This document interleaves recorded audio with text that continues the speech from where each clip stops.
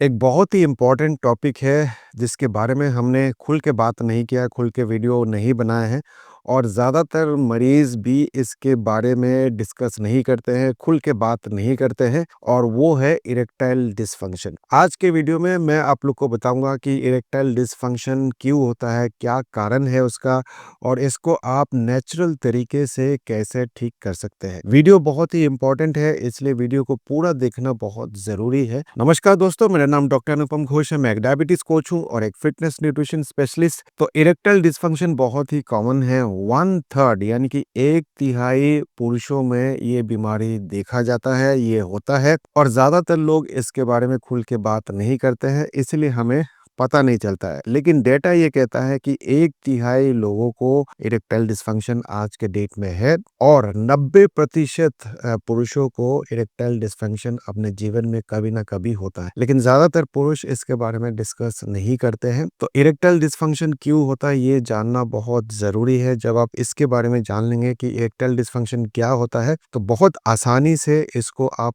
Reverse भी कर सकते हैं। खास करके जिनको डायबिटीज होता है, डायबिटीज में ये देखा गया है कि 40 से 50% लोगों को इरेक्टाइल डिसफंक्शन होता है। तो अगर आपको डायबिटीज है, हो सकता है कि आपको भी इरेक्टाइल डिसफंक्शन हो और अगर आपको इरेक्टाइल डिसफंक्शन है, कमेंट करके जरूर बताना और क्या आप उसको ठीक कर पाए या नहीं कर पाए। अगर आपने अभी तक ठीक नहीं कर पाए तो इस वीडियो को देखने के बाद आप इसको रिवर्स कर सकते हैं। तो इरेक्टाइल डिसफंक्शन यूजुअली दो टाइप के हो सकते हैं, एक टेम्पररी और एक परमानेंट। टेम्पररी यानी कि ये कुछ क्षणों के लिए होता है, कुछ समय के लिए होता है, कुछ दिनों के लिए होता है, कुछ हफ्तों के लिए होता है या फिर कुछ महीनों के लिए भी हो सकता है और वो अपने आप ठीक हो जाते हैं। जो परमानेंट इरेक्टाइल डिसफंक्शन होता है वो परमानेंट होता है, उसको आप क्योर नहीं कर सकते, उसको आप रिवर्स नहीं कर सकते। तो सबसे पहले जान लेते हैं कि टेम्पररी इरेक्टाइल डिसफंक्शन क्यों होता है। बहुत सारे कारण होते हैं, सबसे इम्पोर्टेंट कारण है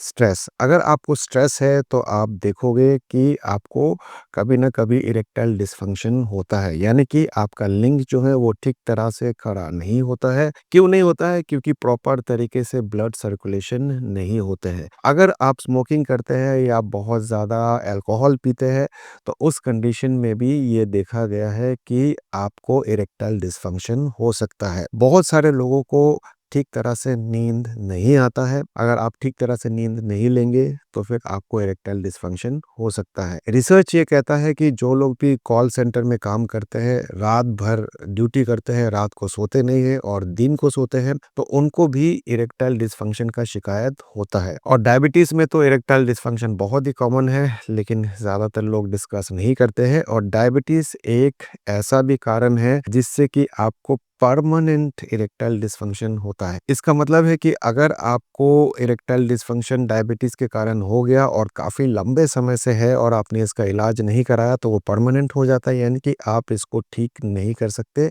ना दवाई से और ना ही नेचुरल तरीके से। उसी प्रकार अगर आपको हाइपरटेंशन है काफी लंबे समय से, उसके कारण भी आपको इरेक्टाइल डिसफंक्शन हो सकता है। अगर आपके ट्राइग्लिसराइड बहुत ज़्यादा बढ़े हुए हैं काफ़ी लंबे समय से, उससे भी इरेक्टाइल डिसफंक्शन हो सकता है, परमानेंट डिसफंक्शन हो सकता है। साथ ही साथ अगर आपके कोई इंजरी हुआ है, स्पाइनल इंजरी हो सकता है या मल्टीपल स्क्लेरोसिस हुआ है, तो उसके कारण भी इरेक्टाइल डिसफंक्शन होता है। तो ऐसे बहुत सारे रीज़न हैं जिसके कारण आपको इरेक्टाइल डिसफंक्शन हो सकते हैं, चाहे वो टेम्पररी हो, चाहे वो परमानेंट हो।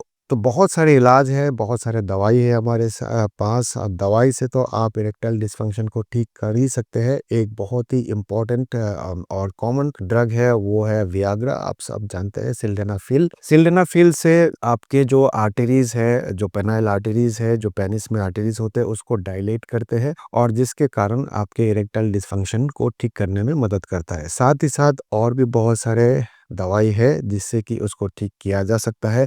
आजकल कुछ पेनाइल इम्प्लांट्स भी आ गए हैं, उससे भी उसको ठीक किया जा सकता है। बहुत सारे इंजेक्शन है, बहुत सारे सर्जरीज है जिससे कि उसको ठीक किया जा सकता है। लेकिन मैं आपको आज 7 ऐसे नेचुरल तरीके बताऊंगा जिससे कि आप अपने इरेक्टाइल डिसफंक्शन को ठीक कर सकते हैं। तो सबसे इम्पोर्टेंट और सबसे पहला है डाइट। कौन सी डाइट फ़ॉलो करें? एक बैलेंस डाइट लेना बहुत ज़रूरी है, इसीलिए हम रिकमेंड करते हैं कि आप डायफिट डाइट को फ़ॉलो करें। क्या है डायफिट डाइट? ये एक बैलेंस डाइट है, इसमें सबसे पहले आपको total daily energy expenditure calculate करना है। उसका 26% या उसके नीचे आपको कार्बोहाइड्रेट से लेना है, 1.5 से लेके 2 ग्राम पर केजी बॉडी वेट आपको प्रोटीन से लेना है और जो रिमेनिंग कैलोरीज़ है यानी कि बाकी जो कैलोरीज़ है वो आपको हेल्दी फैट से लेना है।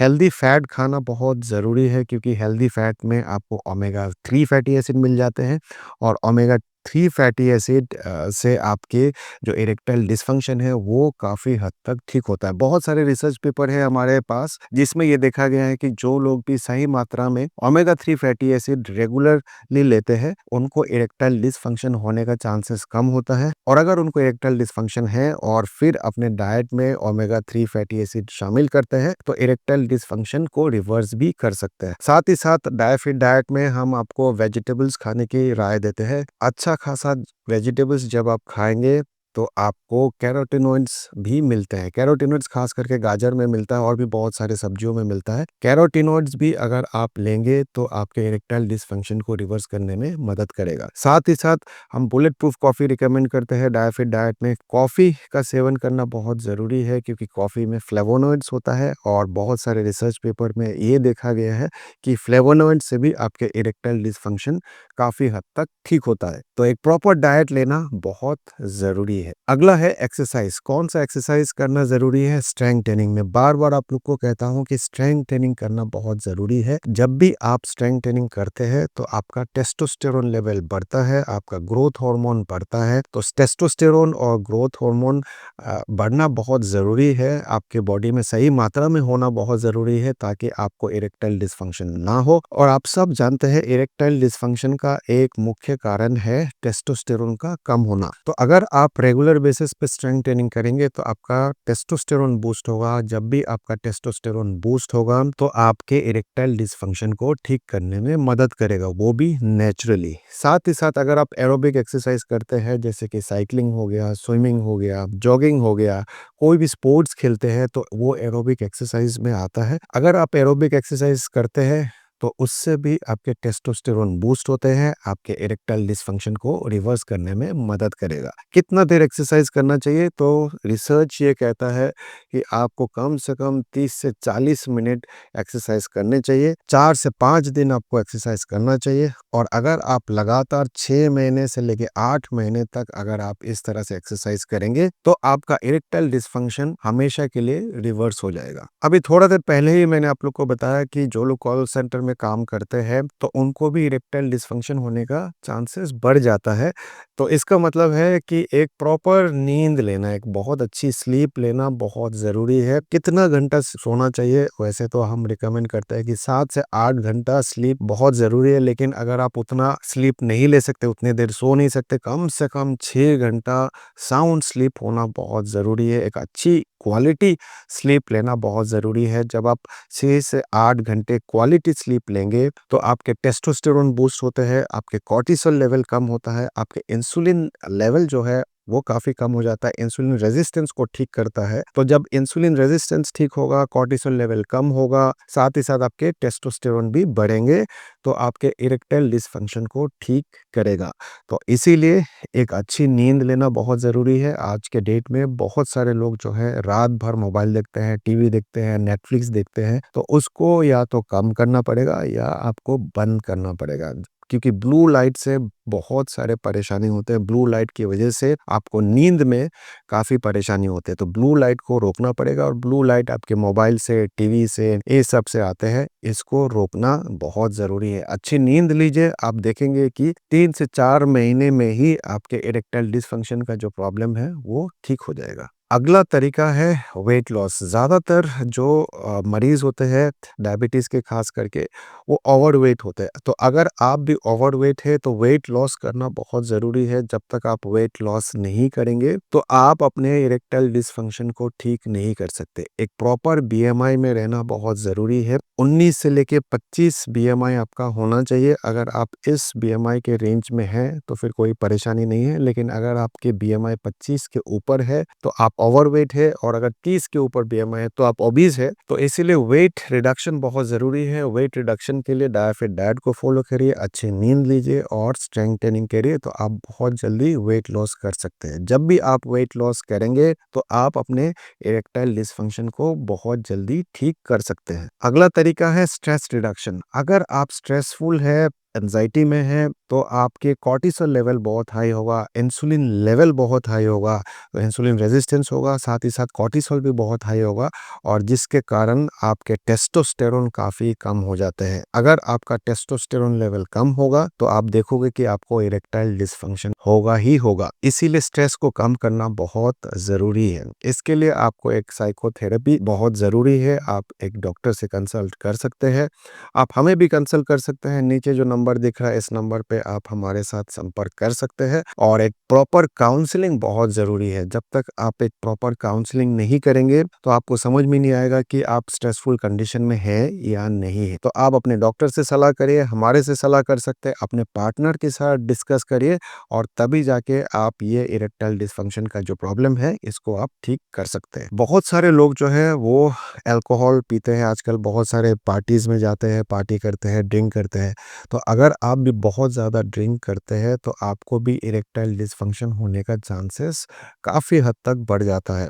वैसे तो एक कहावत है कि अल्कोहल जो है वो आपके डिज़ायर को बढ़ा देता है लेकिन आपके परफॉर्मेंस को घटा देता है। Alcohol increases your desire but it reduces your performance. तो इसीलिए अल्कोहल को कम करिए और हो सके तो इसको बंद भी करिए। अल्कोहल पीने से बहुत सारे हार्मोनल चेंजेस होते हैं, आपके टेस्टोस्टेरोन लेवल भी काफ़ी हद तक कम हो जाता है और इरेक्टाइल डिसफंक्शन होने के चांसेस बढ़ जाते हैं। तो इसीलिए अल्कोहल को बंद करिए या कम करिए। और सातवां नेचुरल तरीका है स्मोकिंग बंद करना ज़रूरी है। जो लोग भी स्मोकर्स होते हैं उनमें इरेक्टाइल डिसफंक्शन काफ़ी हद तक ज़्यादा होता है। तो इसीलिए अगर आप स्मोक करते हैं तो स्मोक बंद कर दीजिए। स्मोकिंग का कोई फ़ायदा नहीं है क्योंकि अगर आप स्मोक करेंगे तो आपके आर्टरीज डैमेज होते हैं और जब आपके आर्टरीज डैमेज हो जाएंगे तो परमानेंट इरेक्टाइल डिसफंक्शन कॉज करता है। Smoking causes permanent erectile dysfunction. तो अगर आप स्मोक करते हैं तो आज से ही छोड़ दीजिए या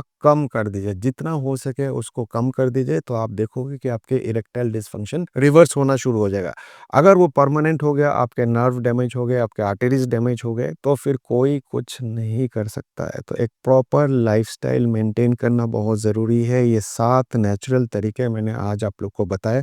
अगर आप इसको शिद्दत से फॉलो करोगे तो आप देखोगे 3 से 4 महीने में आपके इरेक्टाइल डिसफंक्शन जो है हमेशा के लिए ठीक हो जाएगा। और फाइनली मैं आप लोग को एक बोनस टिप देता हूँ जो कि मेरे पर्सनल एक्सपीरियंस से मैं आप लोग को दे रहा हूँ। ये किसी किताब में नहीं मिलेगा और ना ही किसी यूट्यूब वीडियो में आपको मिलेगा। नेचुरल तरीके से आप अपने इरेक्टाइल डिसफंक्शन को कैसे ठीक कर सकते हैं, सबसे पहले ये 7 तरीका ज़रूर अपनाइए। और जो बोनस टिप है वो है फैंटेसी। आप फैंटेसाइज करिए जब भी आप अपने पार्टनर के साथ है, कुछ ना कुछ आप फैंटेसी करिए। फैंटेसी का क्या मतलब होता है? फैंटेसी का मतलब ये होता है जो आप रियल लाइफ में शायद ना कर पाए, तो कुछ इस तरह से आप फैंटेसाइज करिए, सोचिए अपने पार्टनर के साथ जब होंगे। और ये आपको पार्टनर को बताने की ज़रूरत नहीं है। आप अगर पार्टनर के साथ बहुत ही ओपन है तो आप उस फैंटेसी को डिस्कस भी कर सकते हैं।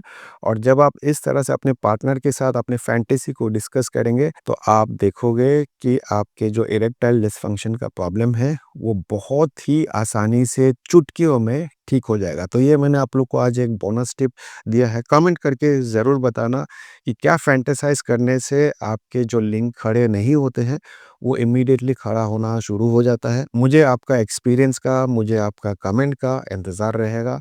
कमेंट करके ज़रूर बताना कि क्या ये बोनस टिप आपके लिए कारगर रहा या नहीं रहा। इस वीडियो को ज़्यादा से ज़्यादा शेयर करिए क्योंकि बहुत सारे पुरुषों को इरेक्टाइल डिसफंक्शन है लेकिन वो खुल के बात नहीं करते हैं। तो मुझे उम्मीद है जब आप इस वीडियो को शेयर करेंगे तो उनको ज़रूर फ़ायदा होगा। अपने इरेक्टाइल डिसफंक्शन को वो ठीक कर सकते हैं और अपने सेक्सुअल लाइफ को इम्प्रूव कर सकते हैं। तो उम्मीद करता हूँ इस वीडियो से भी आपने कुछ ना कुछ अच्छा सीखा होगा। मिलेंगे एक नए वीडियो में, तब तक के लिए स्वस्थ रहे, मस्त रहे। इस वीडियो को देखने के लिए आप सबका बहुत बहुत धन्यवाद।